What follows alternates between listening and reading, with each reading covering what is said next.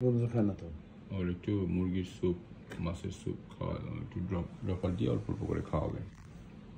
মুরগির স্যুপ, মাছের স্যুপ। তুই যদি কথা বল, কি বলতে চাও তুমি বলো?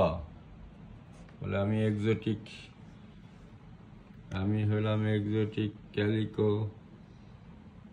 I am looking for another Persian exotic. কাকুরে কাকু কই যাবে, এরকম করলে হবে?